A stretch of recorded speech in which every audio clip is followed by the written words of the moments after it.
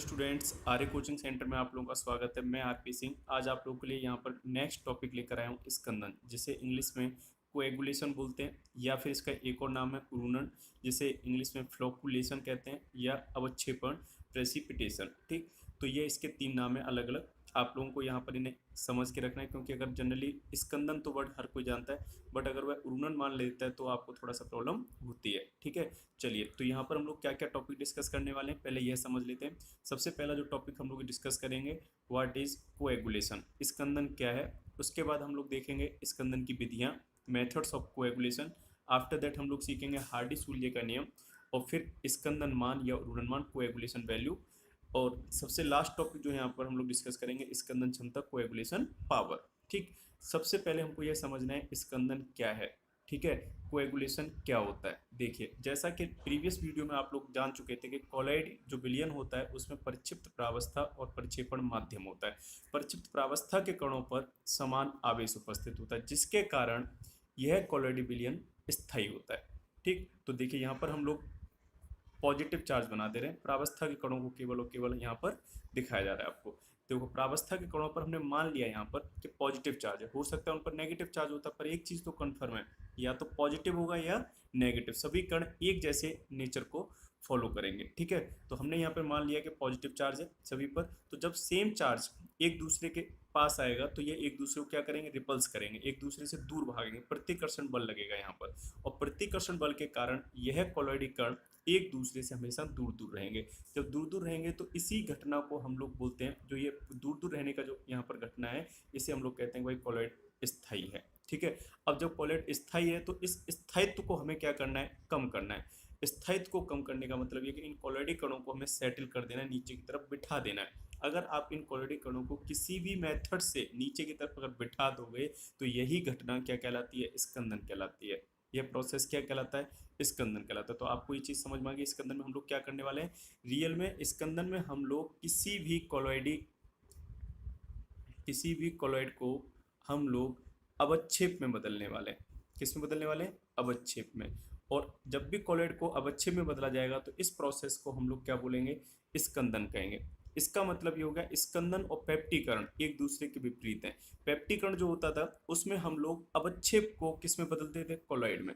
आज हम लोग क्या करने वाले हैं, कॉलॉइड को किस में बदलने वाले हैं, अवक्षेप में।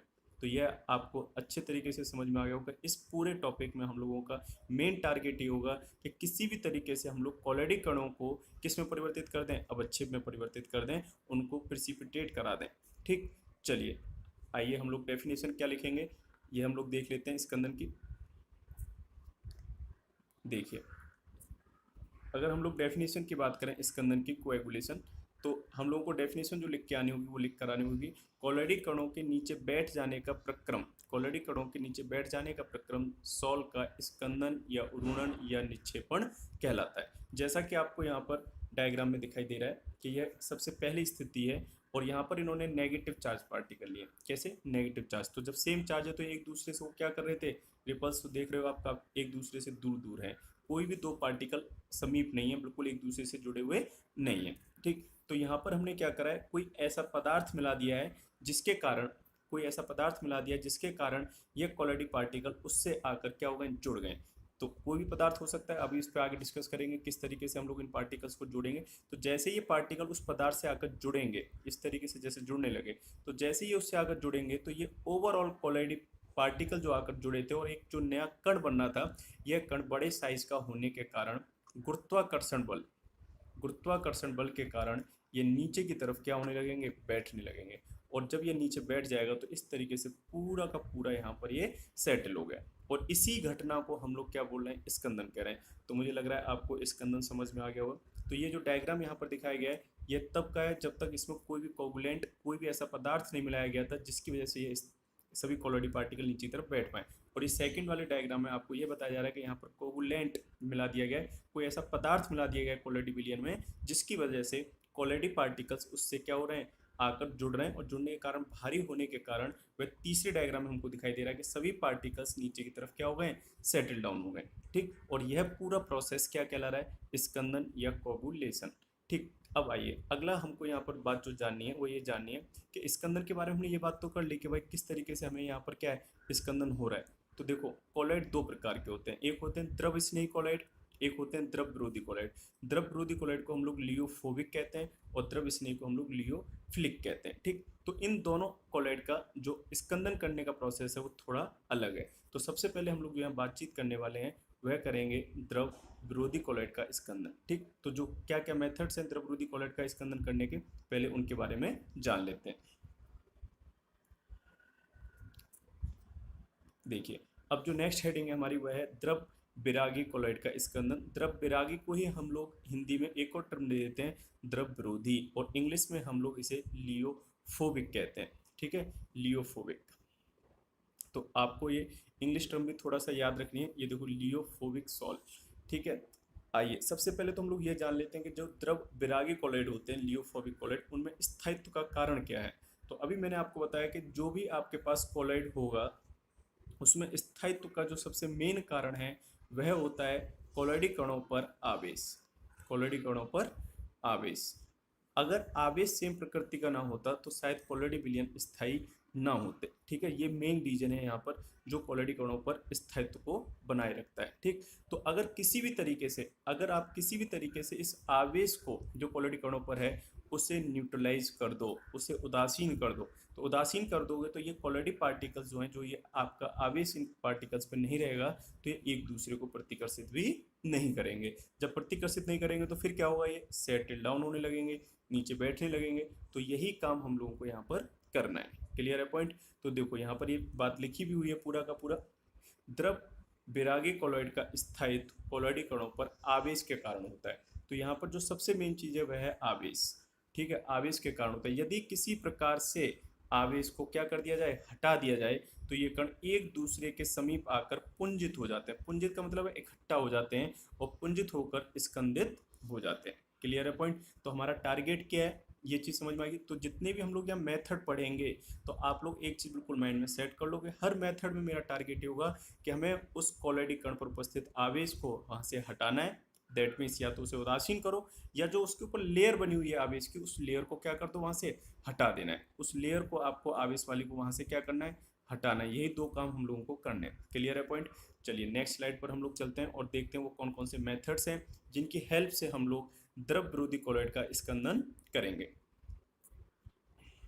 देखिए, नेक्स्ट हेडिंग है हमारी मेथड्स ऑफ कोएगुलेशन, और वास्तव में यहाँ पर हम लोग किस टाइप के कोलॉइड का स्कंदन कर रहे हैं, द्रव विरोधी लियोफोबिक। देखो पहला मेथड है हमारा भौतिक विधि के द्वारा, एनी फिजिकल मेथड है ना। एनी फिजिकल मेथड में, फिजिकल मेथड में कोई केमिकल रिएक्शंस नहीं होने वाली है, कुछ भी नहीं, बस केवल सिंपल आपको या तो गर्म कर देना है उसे, या ठंडा कर देना है, या फिर आप उसको क्या कर सकते हो, बहुत तेजी से हिला भी सकते हो, तब भी कोलॉइड का क्या होने लगे, स्कंदन होने लगे। या फिर आप उस कोलॉइडी सॉल्यूशन को कहीं विकिरण, कहीं रेज की प्रेजेंस में रख दो जहां पर वो क्या हो जाए, स्कंदित हो जाए। तो सबसे पहला टॉपिक जो यहाँ पर हम लोग डिस्कस करने वाले होंगे वो होगा भौतिक विधि के द्वारा। सेकंड जो मेथड है वो है दो विपरीत आवेशित सॉल्ट को परस्पर मिश्रित करके। पूरा डिटेल में जानेंगे सभी को। थर्ड टॉपिक है यहाँ पर जो हम लोग डिस्कस करेंगे क्वथन द्वारा। ठीक है, जो थर्ड टेक्निक है क्वथन के द्वारा भी हम लोग क्या कर सकते हैं, किसी भी कोलॉइड का कोएगुलेशन कर सकते हैं। और फोर्थ वन जो मेथड है वो है वैद्युत अपघट्य मिलाकर। तो वैद्युत अपघट्य मिलाकर भी हम लोग किसी द्रव विरोधी कोलॉइड का क्या कर सकते हैं, स्कंदन कर सकते हैं। फिफ्थ वन है वैद्युत कण संचलन के द्वारा। इस टॉपिक को हमने लास्ट वीडियो में कवर किया था और एक बार फिर आज दोबारा से रिवाइज करेंगे, जिसके द्वारा हम लोग क्या कर सकते हैं, कोलॉइड का कोएगुलेशन कर सकते हैं। और सिक्स वन जो लास्ट मेथड है लंबी अवधि तक अपोहन, जिसे इंग्लिश में प्रोलॉन्ग्ड डायलिसिस कहते हैं या परसिस्टेंट डायलिसिस। तो ये शब्द भी आपको याद रखने होंगे। लंबी अवधि तक अगर हम लोग कोलॉइड का क्या करें, अपोहन करें, तो वह क्या हो जाता है, स्कंदित हो जाता है। चलो सबसे पहले हम लोग बात करते हैं भौतिक विधि के द्वारा। देखो भौतिक विधि के द्वारा कोई ऐसा आपको लिखने के लिए यहाँ पे बहुत ज़्यादा थ्योरी नहीं है, आप केवल केवल सिंपल उसे एग्जाम्पल के थ्रू समझा सकते हो। जैसा कि मैंने यहाँ पर लिखा है गर्म करके। देखो गर्म करके आप लोग क्या कर सकते हो, कोलॉइड का स्कंदन करा सकते हो। आप जानते हो बटर, मक्खन, मक्खन जो होता है वह कोलॉइड होता है। अगर हम लोग इस मक्खन को गर्म कर दें तो मक्खन को गर्म करने पर क्या होगा, आप देखोगे वहां से वसा अलग हो जाती है और जो अवक्षेप होता है वो अलग हो जाता है। दैट मीन्स जो आपके कोलॉइडी कणों पर क्या थी, एक परत थी, वो परत क्या हो जाती है, डिस्टॉर्टेड हो जाती है। जब वह परत डिस्टॉर्टेड हो जाती है तो वहां से हट जाती है, और हटने के कारण हम लोग कहेंगे जो कोलॉइडी पार्टिकल्स थे वो क्या हो जाते हैं, उनके बीच प्रतिकर्षण बल कम हो जाता है और वो स्कंदित हो जाते हैं। तो आपका यहाँ पर सबसे बेस्ट एग्जाम्पल है बटर को गर्म करना। ठीक, अच्छा, ठंडा करके, ठंडा करने का सेंस क्या है कि भाई आप किसी भी चीज़ को क्या कर रहे हो, रूम टेम्परेचर या उससे लो टेम्परेचर की तरफ लेके जा रहे हो। तो दैट मीन्स टेम्परेचर हम लोगों को क्या करना है, कम करना है। तो आपको पता है दूध, दूध एक क्या है, कोलेडी विलियन है। दूध में भी क्या है, बसा है, और उसके साथ साथ क्या है, वाटर है। तो देखो इस बार हम लोग क्या कर रहे हैं, दूध को हमने बॉईल कर लिया, बॉईल करने के बाद फिर ठंडा किया, और ठंडा करने के बाद रूम टेम्परेचर जब आ गया, आफ्टर दैट हमने उसे फ्रिज में रख दिया। तो फ्रिज में रखने पर आप लोग क्या देख रहे हो कि वहाँ पर एक बहुत मोटी मलाई की परत बन जाती है। दैट मीन्स जो मलाई की परत बन रही है, दैट मीन्स ये क्या है, बसा। इसका मतलब स्कंदन हो गया। काफ़ी मैक्सिमम लिमिट तक क्या हो चुका है, आपके कोलॉइड का स्कंदन हो चुका है। जरूरी नहीं है कि वो सेटल डाउन ही हो। इस बार हमारा जो क्या हुआ है बसा, वो ऊपर की तरफ आई है, उसके ऊपर तैर रही है, ठीक है। बट ये मेथड भी हमारा क्या कहलाएगा, स्कंदन कहलाएगा। तो हम लोगों ने देखा कि हम लोग किसी भी चीज़ को क्या करके, गर्म करके, किसी भी कोलॉइडिक विलयन को गर्म करके या फिर ठंडा करके भी क्या कर सकते हैं, स्कंदित करते हैं। और इस मेथड को हम लोग कहते हैं भौतिक विधि के द्वारा हमने कोलॉइड का क्या करा है, स्कंदन किया है। क्लियर है पॉइंट। अब सेकंड जो मेथड है वो है दो विपरीत आवेशित सॉल्ट को परस्पर मिश्रित करके। देखिए लास्ट क्लास में हम लोगों ने सीखा था कि भाई जब भी कोई कोलेडी विलियन की अगर बात करता है तो कोलेडी कणों पर दो प्रकार का आवेश हो सकता है, या तो वह धनावेशित हो सकते हैं या वह ऋणावेशित हो सकते हैं। तो अगर कोलेडी कणों पर धनावेश या ऋणावेश हो, ठीक, तो अगर एक जैसी प्रकृति का आवेश होगा एक कोलेडी विलियन में, तो मान लेते हैं अगर हमारे पास कोई पहले से ही धनावेशित कोलेडी विलियन है, तो अगर आप धनावेशित कोलेडी विलियन में, आपके पास ऑलरेडी धनावेशित कोलेडी विलियन है, यह आपके पास एक बीकर है, पात्र है, जिसके अंदर धनावेशित कोलेडी विलयन है, और आपने इसके अंदर ये ऋण आवेशित कोलेडी विलयन समान मात्रा में मिला दिया। जितने मोल्स यहाँ पर इसके थे उतने मोल्स आपने इसके मिक्स कर दिए। जब समान मात्रा में मिलाओगे तो यह पॉजिटिव चार्ज वाले कोलेडी पार्टिकल्स इस नेगेटिव चार्ज वाले कोलेडी पार्टिकल के साथ में क्या हो जाएंगे, अट्रैक्शन फोर्स के कारण जुड़ जाएंगे। और जब जुड़ जाएंगे तो मैंने पहले बताया था ये बड़े आकार में आ जाएंगे, और बड़े आकार में आने के कारण यहाँ पर कोलेडी कण नीचे की तरफ बैठने लगेंगे। और जब ये नीचे बैठने लगते हैं तो दैट मीन्स क्या बनने लगेगा, अवक्षेप। और इस प्रोसेस को हम लोग क्या कहते हैं, स्कंदन कहते हैं। तो देखो बिल्कुल क्लियर कट यहाँ पर हम लोगों ने डेफिनेशन लिखी हुई है। जब दो विपरीत विपरीत आवेशित सॉल्ट, भाई सीधी सी बात, अगर आपके पास में पहले से कौन सा है, ऋण आवेशित कोलेडी विलयन है, तो आप लोग कौन से वाला ले लो, धनावेशित वाला ले लेना उसमें मिक्स करने के लिए। अगर आपके पास पहले से धनावेशित वाला है तो आप लोग क्या ले लेना, ऋणावेशित ले लेना मिक्स करने के लिए। जब दो विपरीत सॉल्ट लगभग समान अनुपात, ये चीज़ मज़ेदार है, लगभग समान अनुपात में मिलाने, कहीं ऐसा ना हो कि ज़्यादा मिक्स कर दो तो जिससे जो रिमेनिंग बचा रह जाएगा वो क्या करेगा, वो सेटल डाउन नहीं हो पाएगा, और फिर वह दोबारा से क्या होगा, आपको दिखाई देगा कोलेडी पार्टिकल्स लगातार फिर क्या कर रहे हैं, उस कोलेडी विलयन में तैर रहे हैं। तो इसीलिए हम लोगों को क्या करना है, लगभग समान अनुपात में मिश्रित करना है। तो वे एक दूसरे के आवेश को उदासीन करके पूर्णतः या आंशिक अवक्षेपित हो जाते हैं। और इसका सबसे बेस्ट एग्जाम्पल हमारे पास क्या है, अगर हम लोग जलयोजित फेरिक ऑक्साइड वाला जो होता है वो धनावेशित सॉल है, तो धनावेशित सॉल में आर्सेनिक सल्फाइड कोई ऋणावेशित सॉल मिला दें तो ये क्या हो जाता है, अवक्षेपित हो जाता है। क्लियर है पॉइंट। जो यहाँ पर एक और एग्जांपल आपका लिखा हुआ है, ये देखो FeOH का होल थ्राइस, ये कैसा है, पॉजिटिव सॉल है। तो जलयोजित फेरिक ऑक्साइड या जलयोजित फेरिक ऑक्साइड की जगह पे आप लोग फेरिक हाइड्रोक्साइड भी ले सकते हो, वो भी कैसा है, पॉजिटिव, जिसमें आर्सेनिक सल्फाइड, तो ये आर्सेनिक सल्फाइड जो है उसका सूत्र यह होता है, और ये नेगेटिव सॉल है। और जब जैसे इन दोनों को मिक्स किया जाएगा तो ये एक दूसरे को क्या कर देंगे, उदासीन, और उदासीन करने के बाद ये कण भारी होकर प्रेसिपिटेट के फॉर्म में नीचे की तरफ सेटल डाउन हो जाएंगे, ठीक, और स्कंदन कंप्लीट हो चुका होगा। चलिए नेक्स्ट मेथड है हमारा क्वथन के द्वारा। देखिए जब भी आप किसी कोलेडी विलयन को गर्म करते हो, तो कोलेडी विलयन पे मैंने बताया था क्या होता है, यह है कोई कोलेडी पार्टिकल जिसको हम लोगों ने इस तरीके से डेटेस्ट करके बना रखा है, और इसके ऊपर एक आवेशित परत हो जाती है, और यहाँ पे हमने मान लिया है कि जो आवेशित परत है वह ऋण आवेशित है, ठीक। और इस ऋण आवेशित परत के कारण ही यहाँ पर स्थायित्व बना हुआ है। तो जब आप इसे बॉईल करोगे, गर्म करोगे, तो गर्म करने पर यह जो परत होती है हमारी, यह डिस्टॉर्टेड हो जाती है। इसका मतलब ये यहाँ से हटने लग जाती है।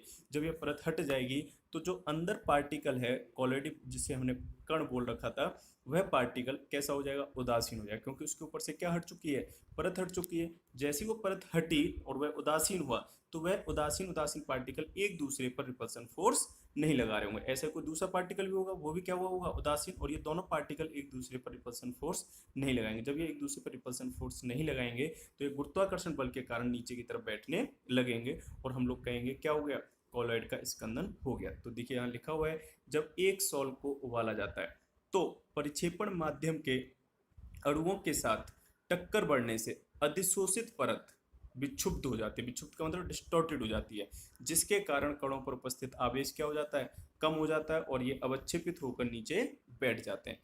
ठीक, चलिए, तो मुझे लगता है क्वेश्चन द्वारा भी आप लोगों को समझ में आ गया होगा। जब भी एक सॉल्व को अगर हम लोग उबालते हैं तो वहां पर अणुओं की गतिज ऊर्जा बढ़ने लगती है, जिससे वो एक दूसरे से टक्कर करेंगे। टक्कर करने पर हमारी जो उसके ऊपर अधिशोषित परत थी वह क्या हो जाती है, डिस्टॉर्टेड हो जाती है और वह उदासीन हो जाता है। और उदासीन होने के कारण वह गुरुत्वाकर्षण बल के कारण नीचे की तरफ बैठने लगता है। और यह प्रोसेस जो हमने किया, इस प्रोसेस को हम लोग कहते हैं क्वथन के द्वारा हम लोगों ने कॉलॉइड का स्कंदन किया है। ठीक, चलिए, अब तक हम लोग 3 मेथड डिस्कस कर चुके हैं। सबसे पहला कौन सा था बताओ, भौतिक विधि के द्वारा। सेकंड वन कौन सा था हमारा, दो परस्पर विपरीत आवेश वाले कोलॉइडों को मिक्स करने पर। और थर्ड वन है आपका क्वथन के द्वारा। ठीक, जो हम लोग फोर्थ टॉपिक यहाँ पर डिस्कस करने वाले हैं नेक्स्ट स्लाइड में, वह है आपका वैद्युत अपघट्य मिलाकर। वैद्युत अपघट्य मिलाकर, देखो ये भी एक बेस्ट मेथड है। जैसे अभी हमने प्रीवियस मेथड एक डिस्कस किया था कि परस्पर कोलॉइडों का मिश्रण करके। अब देखिए, अगर आपको पहले से कोलॉइड का चार्ज ही नहीं पता है कि भाई कोलॉइड पे कौन सा चार्ज है, तो फिर आप क्या करोगे। मान लो अगर आपको पता ही नहीं है कि भाई पॉजिटिव है या नेगेटिव है, ठीक, तो आपने अगर पॉजिटिव में पॉजिटिव मिला दिया तो कुछ रिजल्ट निकल के आएगा क्या, नहीं निकल के आएगा। दैट मीन्स कोलॉइड क्या नहीं होने वाला है, स्कंदित नहीं होने वाला है। दैट मीन्स इस मेथड के लिए जो हमने पीछे सीखा था अभी, परस्पर स्कंदन, परस्पर जो स्कंदन था या पारस्परिक जो स्कंदन था, उसमें आपको कोलॉइड का नेचर पहले से ही पता होना चाहिए।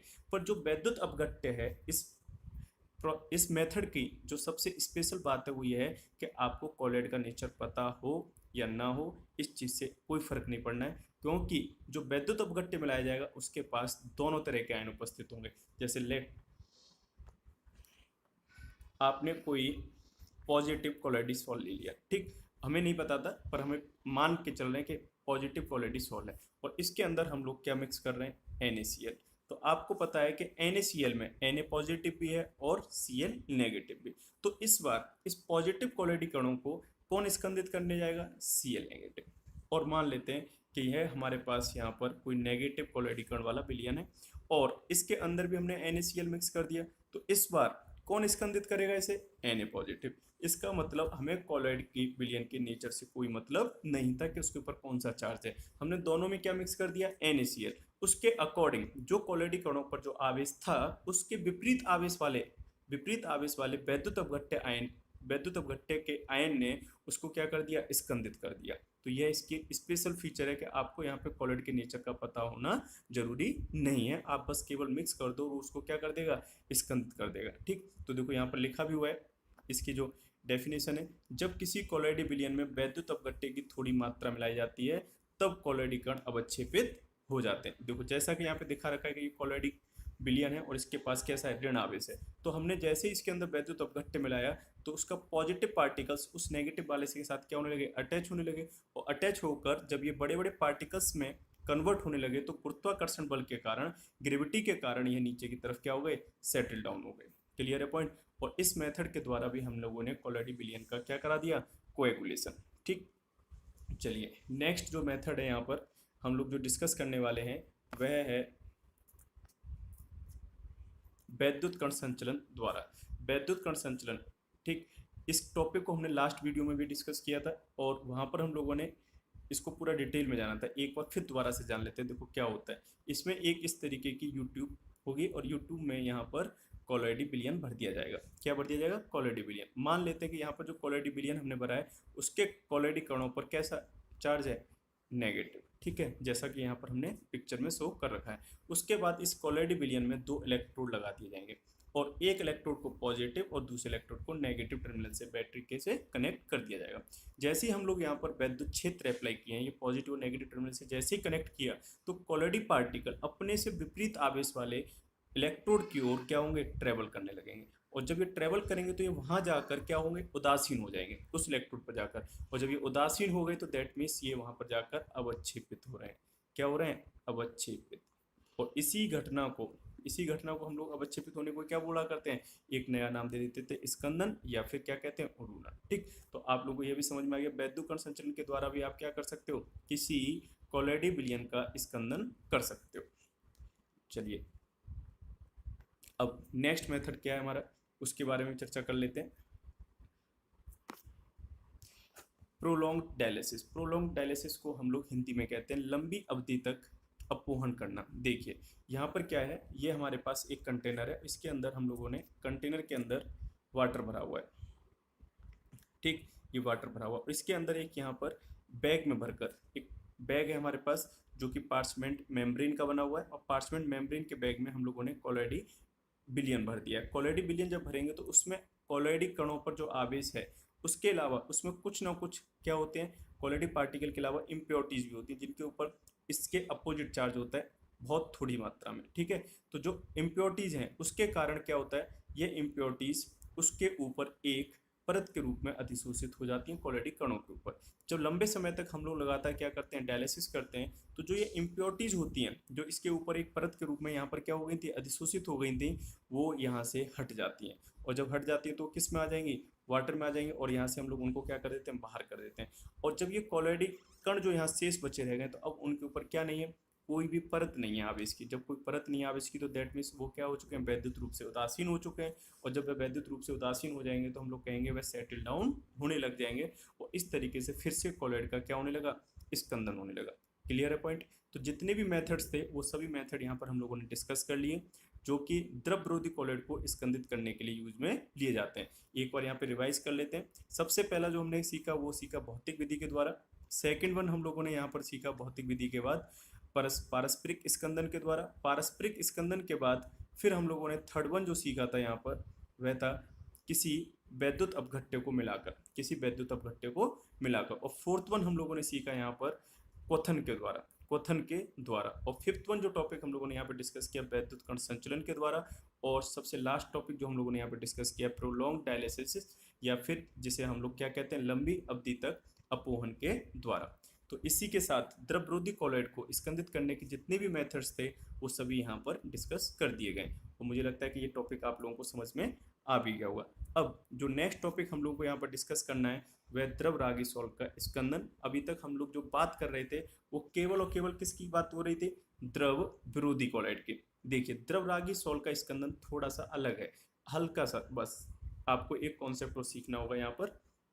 अभी हम लोगों ने जब बात की थी स्थायित्व की द्रव विरोधी की तो वहां पर हमने केवल और केवल आवेश की बात की थी, जबकि अगर हम लोग द्रव स्नेही की बात करें तो द्रव स्नेही में जो स्थायित्व होता है उसका कारण आवेश तो है ही है, उसके साथ साथ विलायक योजन है, क्योंकि ये विलायक के अणुओं के साथ में क्या हो जाते हैं, जुड़ जाते हैं। जब विलायक के अणुओं के साथ में जुड़ जाते हैं तो देखो यहाँ पर यह है कोलॉइडी कण, यह है कोलॉइडी कण, इसके ऊपर ये आ गया आवेश, इसके ऊपर एक परत और बन जाती है, छोटी सी एक परत होती है, और वह परत बन जाती है जल के अणुओं की, या फिर जल योजन कह देते हैं मुझे, अगर वहां पर विलायक के तौर पर क्या है, जल है, और अगर कोई अन्य विलायक है तो उसे विलायक योजन कह देंगे। इस तरीके से यहाँ पर पूरा का पूरा ये क्या तैयार हो गया, एक सेटअप तैयार हो गया किसका, द्रवरागी सॉल्ट का। अब देखिए यहाँ पे दो लेयर बन के तैयार हुए, एक ये और एक ये। तो सबसे पहले हमें आवेश को तो न्यूट्रलाइज करना ही करना है। यहाँ पर आवेश को न्यूट्रलाइज करने के साथ साथ हमें क्या करना है, जो विलायक का योजन हो रखा है उसके कणों को भी हटाना है। जब तक आप विलायक के योजन के अणुओं को नहीं हटाओगे तब तक आप लोग आवेश को क्या नहीं कर सकते, बताओ, उदासीन नहीं कर सकते हो। तो सबसे पहला काम यह कि पहले इस परत को हटाओ, ठीक है, जो विलायक योजन वाली थी। उसके बाद जो डेड टेस्ट करके हमने परत बनाई है फिर इस परत को हटाओ आवेश वाली को, ठीक है। तो विलायक योजन वाली परत को हम लोग कैसे हटा सकते हैं, जनरल केस में हमारे पास विलायक के तौर पे जल होता है, तो कैसे भी हम लोग उसमें कोई ऐसा निर्जलीकारक पदार्थ मिला दें जो कि उस जल के अणुओं को अपनी ओर क्या कर ले, अवशोषित कर ले, और जैसे ही उनको अवशोषित करेगा तो वहां से वो लेयर क्या होने लगेगी, हटने लगेगी। दैट मीन्स जैसे ही आपने इसके अंदर मान लेते हैं एल्कोहल मिला दिया, क्या मिला दिया, एल्कोहल, तो एल्कोहल ये ऊपर वाली परत जो थी उसको हटा देगा। अब यहाँ पर केवल दो परत रह गई, और ये जो फर्स्ट नंबर जो लिखा हुआ था इस परत को उसने क्या कर लिया है, हटा दिया, जल के अणुओं को उसने अवशोषित कर लिया। अब हम लोग ये आवेश हमें दिखाई देने लगा, अब हम लोग क्या करेंगे, इसके अंदर कोई भी वैद्युत अपघट्य मिला दो या फिर वैद्युत कण संचरण के द्वारा, किसी भी मेथड के द्वारा आप लोग क्या कर सकते हो, अब इसका स्कंदन कर सकते हो। तो यहाँ पर हमें एक स्टेप एक्स्ट्रा लेना पड़ेगा। तो आपको ये चीज याद रखनी पड़ेगी, जब हम लोग द्रव विरोधी की बात करते हैं तो केवल और केवल हम लोग आवेश पे फोकस कर रहे होते थे, जब हम लोग द्रव रागी की बात करते हैं तो हम आवेश के साथ साथ विलायक योजन पर भी फोकस करते हैं। और जल के केस में आप लोग याद रखना एल्कोहल और एसीटोन एज ए निर्जली कारक की तरह ट्रीट करेंगे, और इनकी हेल्प से हम लोग जल को निर्जलीकृत कर देते हैं। क्लियर है पॉइंट। चलिए अगला टॉपिक जो है हमारा, जो सबसे मेन टॉपिक है अब हम लोग जिस पे बात करने वाले हैं वह है स्कंदन आयन। क्या होता है स्कंदन आयन। और यह टॉपिक जो है आपका स्कंदन आयन, इसका जो महत्व है, जो भी हमने मेथड सीखे थे उन सभी मेथड्स में जब हमने वैद्युत अपघट्य जो मिलाया था, वैद्युत अपघट्य इलेक्ट्रोलाइट है ना, जो वैद्युत अपघट्य हमने जो मिलाया है ये वहां से रिलेटेड है। क्लियर है पॉइंट। तो अब हम लोग बात करते हैं दोबारा से उसी टॉपिक की, वैद्युत अपघट्य के द्वारा स्कंदन। देखिए वैद्युत अपघट्य के द्वारा जब हम लोग स्कंदन करा रहे थे तो हमने कहा था अगर हमारे पास पॉजिटिव कॉलरेडी कण वाला कोई भी क्या है विलयन है, तो अगर हमने उसमें NaCl मिक्स कर दिया तो बताओ इसमें से NaCl में से कौन सा आयन इस कॉलरेडी विलयन को स्कंदित करेगा। तो आप लोग जानते हो कि इसमें नेगेटिव आयन जो है ये इसको क्या करेगा, स्कंदित करेगा। तो जो आयन यहाँ पर स्कंदित कर रहा है वही कहलाएगा स्कंदन आयन। तो देखो बहुत आसान सी डेफिनेशन थी स्कंदन आयन की। तो आप लोग कैसे दे सकते हो इसकी डेफिनेशन, वैद्युत अपघट्य में उपस्थित वह आयन, वैद्युत अपघट्य में उपस्थित वह आयन जिस पर कॉलरेडी कणों से विपरीत आवेश उपस्थित होता है, जिस पर कॉलरेडी कणों से विपरीत आवेश उपस्थित होता है क्या कहलाता है, स्कंदन आयन कहलाता है। तो देखो यहाँ डेफिनेशन लिखी हुई है, वैद्युत अपघट्य में उपस्थित वह आयन जिस पर कॉलरेडी कण से विपरीत आवेश उपस्थित होता है स्कंदन आयन कहलाता है। क्लियर है पॉइंट। तो देखो जो भी टॉपिक मैं यहाँ पर डिस्कस कर रहा होता हूँ और उसके साथ साथ मैंने यहाँ पर हर एक की थ्योरी भी लिख रखी है। तो जो थ्योरी लिखी है वो केवल और केवल आप लोगों के लिए लिखी हुई है कि जिससे कि आपको अगर कोई टॉपिक समझ में आ गया और आपके मन में ये डाउट आता है कि अरे इसे वहाँ पर हम लोग किस तरीके से लिख के आएंगे, तो यह थ्योरी उस पर्पज से लिखी गई कि आप इसका स्क्रीनशॉट ले लो और यही डेफिनेशन आपकी वहाँ पर काम कर जाएंगी। ठीक है चलिए, अब हम लोग जब स्कंदन आयन की बात कर लिए तो अगला जो टॉपिक है हमारा वह है यहाँ पर हार्डी-सूल्जे लॉ। ठीक, क्या बात बताई हार्डी-सूल्जे ने। देखो हार्डी-सूल्जे ने सीधा सीधा समझाया हमें कि अगर आपके पास में कोई भी, अगर आपके पास में कोई भी कॉलॉइडी विलयन है, तो अगर हमारे पास में स्कंदन आयन जो ले रखा है हमने, अगर हमारे पास स्कंदन आयन एक से ज़्यादा अवेलेबल है, जैसे मान लो Cl नेगेटिव है, कहीं से हमें SO4 2 नेगेटिव मिल गया किसी वैद्युत अपघट्य से, किसी से हमें PO4 3 नेगेटिव मिल गया, तो अगर हम लोग इसको स्कंदित करना चाहते हैं तो देखो यहाँ पे Cl नेगेटिव केवल एक नेगेटिव चार्ज कैरी कर रहा है, यहाँ पर SO4 2 negative 2 negative charge carry कर रहा है, PO4 3 negative phosphate ion 3 negative charge carry कर रहा है।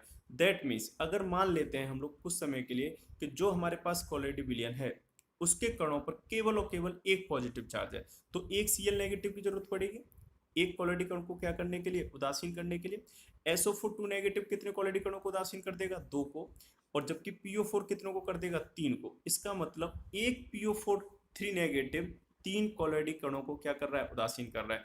और मैं कहूँगा कि इसकी स्कंदन क्षमता सबसे ज़्यादा है, क्योंकि ये अकेला ही 3 को उदासीन करने के लिए क्या सफिशियंट है, और यह कितनों को उदासीन करने के लिए सफिशियंट था, 2 को, और Cl कितनों को था, 1 को। दैट मीन्स यहाँ पर हमारा नियम बना दिया किसने, हार्डी-सूल्जे ने, कि किसी भी स्कंदन आयन की स्कंदन क्षमता उसकी संयोजकता के समानुपाती होती है। जैसा कि आप लोग जानते हो कि आयन पर उपस्थित जो आवेश होता है वही उसकी क्या होती है, संयोजकता होती है। क्लियर है पॉइंट। तो किसी भी स्कंदन आयन की स्कंदन क्षमता उसकी आयन की संयोजकता के समानुपाती होती है, यही है हार्डी-सूल्जे लॉ।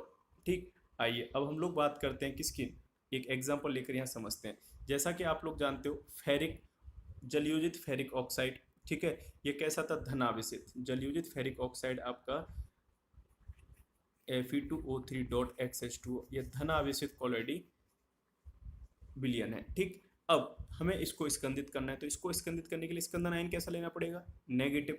तो नेगेटिव और स्कंदन आयन लेंगे तो Cl नेगेटिव, फिर SO4 2 नेगेटिव, फिर PO4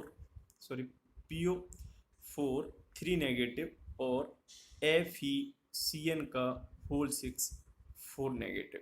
ठीक, इन 4 आयनों को हमने स्कंदन क्षमता के बढ़ते क्रम में रखा हुआ है। देखो इसकी वैलेंसी कितनी है, 1, इसकी वैलेंसी कितनी है, 2, इसकी वैलेंसी कितनी है, 3, और इसकी वैलेंसी कितनी है, 4। अभी मैंने बताया था कि किसी भी आयन पर उपस्थित आवेश ही उसकी संयोजकता कहलाता है। ठीक है, तो आप लोगों ने देखा कि सबसे ज्यादा संयोजकता इसकी है, तो इसका मतलब इसकी स्कंदन क्षमता भी सबसे ज्यादा होगी। तो वहां पर आपको जब भी कोई वो क्वेश्चन देगा तो यहाँ से क्वेश्चन क्या हो देगा, वो आपको एक कॉलरेडी विलयन देगा या कॉलरेडी सॉल्व देगा। ठीक है, उस सॉल्व में आपसे पूछेगा बताओ कौन से स्कंदन आयन की क्षमता सबसे अधिक है, तो आप लोगों को जो बताना है वो किसके आधार पर बताना है, आवेश के आधार पर बताना है। किसके आधार पर, आवेश के आधार पर। क्लियर हो गया। ऐसे अगर कोई आपको क्या दे दे ऋणावेश है, तो उसके केस में आपको क्या देखना है, धनावेश वाले को देखना है कि भाई किस में पॉजिटिव चार्ज सबसे ज्यादा है।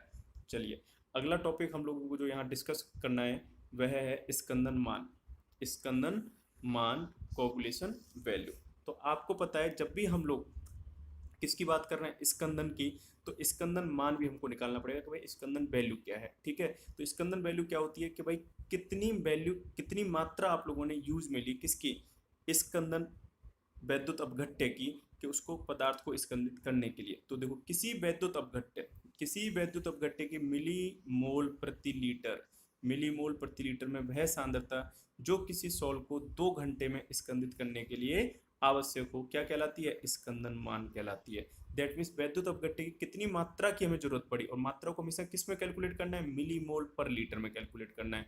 ठीक है, अच्छा अब यहाँ पर जो आपको सॉल्व के लिए 2 घंटे जो दिया गया है, क्योंकि स्कंदन बहुत, आप सोचो कि बहुत रैपिडली होता है, बहुत फास्ट होता है, ऐसा नहीं है, ये बहुत धीरे धीरे होता है। तो एक प्रॉपर टाइम पीरियड हम लोगों को लेकर चलना पड़ेगा, जिसमें हम लोग इस बात के लिए सेटिस्फाई हो जाएं कि जितना हम लोगों ने वहां पर वैद्युत अपघट्य मिलाया था वह पूरा का पूरा कोलोइडी पार्टिकल्स को स्कंदित कर चुका होगा।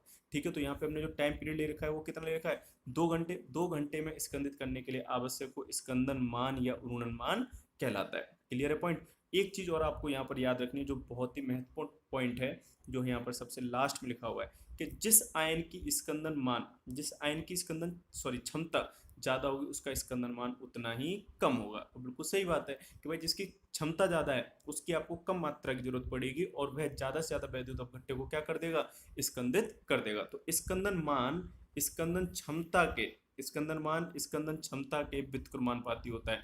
इसका मतलब स्कंदन मान अगर स्कंदन क्षमता के व्युत्क्रमानुपाती है, तो आप ये कह रहे हो अगर स्कंदन क्षमता बढ़ रही है, अगर स्कंदन क्षमता बढ़ रही है तो स्कंदन मान क्या होगा, घटेगा। इसका मतलब उसकी उतनी कम मात्रा की आपको जरूरत पड़ेगी। और ये हमारे लिए एक प्लस पॉइंट है कि जितना अच्छा हमारे पास आयन होगा, स्कंदित आयन, इसका मतलब उसकी क्षमता जितनी ज्यादा होगी उतनी कम वैल्यू की उसकी जरूरत पड़ेगी। ठीक, चलिए तो यह आप लोगों का टॉपिक कंप्लीट हो गया, स्कंदन मान। इसी के साथ ये जो भी टॉपिक्स थे वो सब हम लोगों ने यहाँ पर डिस्कस कर लिए, और मुझे लगता है कि ये पूरा ओवरऑल स्कंदन से रिलेटेड जो यहाँ पर बातचीत हुई है वो आप लोगों को समझ में आ गई होगी। अगर ये वीडियो आप लोगों को पसंद आया तो आप इसे लाइक करें और ज़्यादा से ज़्यादा अपने फ्रेंड्स में शेयर करें। नेक्स्ट वीडियो में फिर मिलेंगे। Thank you very much.